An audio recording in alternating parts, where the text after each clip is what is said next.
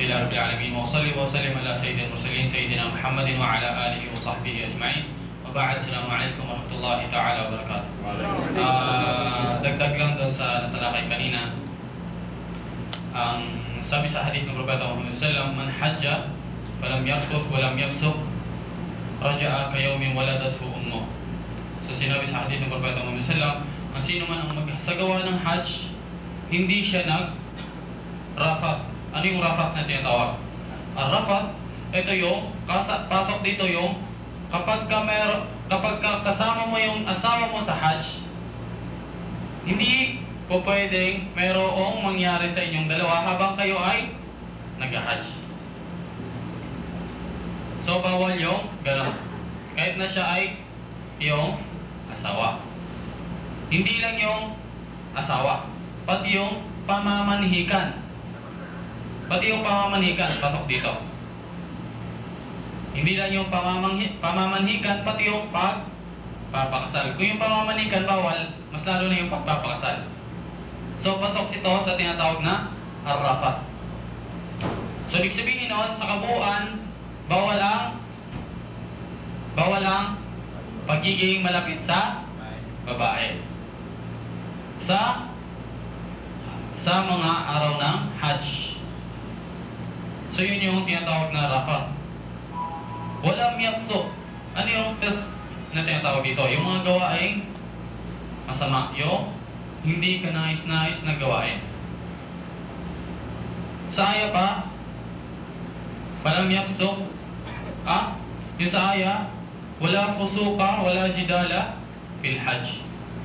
Kasama dito yung jidal. Ano yung tinatawag na jidal? Yung pakikipagtalo na wala namang kabuluhan. Dahil sa pakikipagtalo natin, dumadagdag yung ating kasalanan. Wala tayong nagagawa kundi wala tayong nakuha doon sa pakikipagtalo kundi kasalanan. So yun yung iniiwasan natin. Ngayon, yun yung kondisyon para makamta natin yung tinatawag nating hajj mabrur.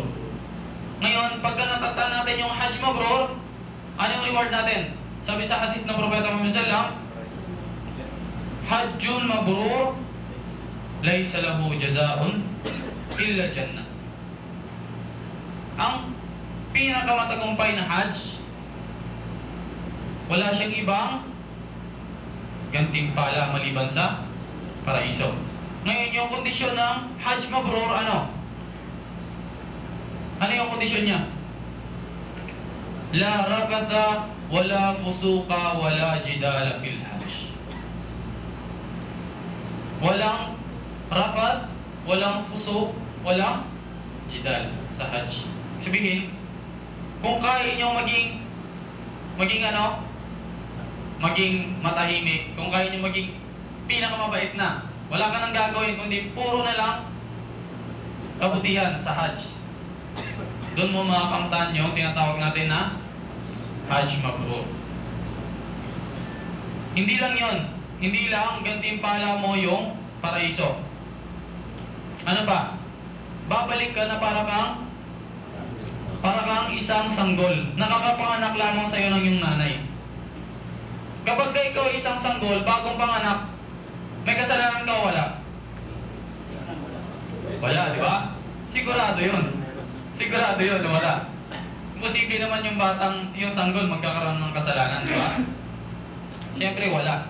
So, ganun yung isa pa sa mga kainaman ng hajj mabrur.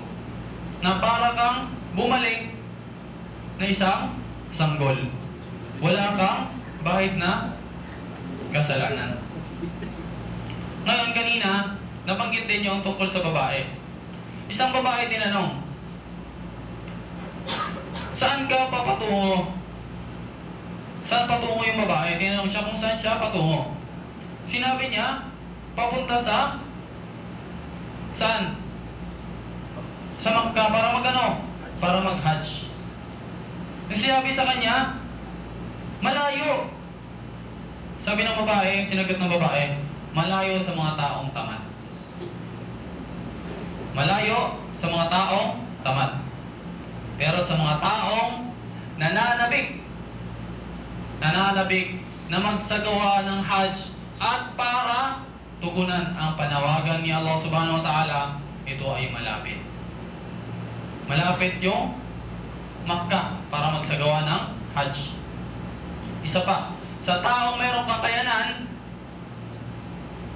pinansyal, may kakayanan, physical, may kakayanan mental. Sabihin nun, nasa kanya yung kondisyon para ma-obliga yung Hajj. At hindi siya nagsagawa ng Hajj, siya ay may kasalanan. Siya ay may kasalanan. Bakit? Nakompleto niya yung tatlong kondisyon at hindi siya nagsagawa ng Hajj. Etong batas na to, para to sa taong hindi pa nakapagsagawa ng Hajj. Pero sa taong nakapagsagawa ng Hajj, nakompleto niya yung tatlong kondisyon, kapag ka nag-Hajj siya, may gantimpala siya. Pero kapag hindi siya nag-Hajj, wala siyang kasalanan dahil nakapag-Hajj na siya.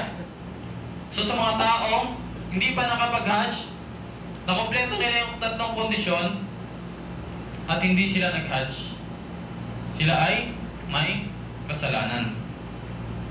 Sa panahon pa ng Propeta Muhammad sallallahu alaihi wasallam, si Aisha radhiyallahu anha nagsabi, nakikita namin nara anna al-jihad afdalul amal afala nujahid. Sabi ni Aisha radhiyallahu anha, nakikita namin na yung jihad, yung pakikibaka para sa landas ni Allah subhanahu wa ta'ala, ay isa sa mga pinakamainam na gawain. Sabi ni Aisha, hindi ba kami magjijihad? Kita niyo babae, sasabihin niya, hindi ba kami magjijihad? Dahil nakikita niya na yung jihad ay isa sa mga mainam na gawain. Sabi ng Propeta Muhammad sallallahu alaihi wasallam na yung Hajj Mabrur, ito yung jihad ng isang babae. Jihad ng isang babae. Ano yun?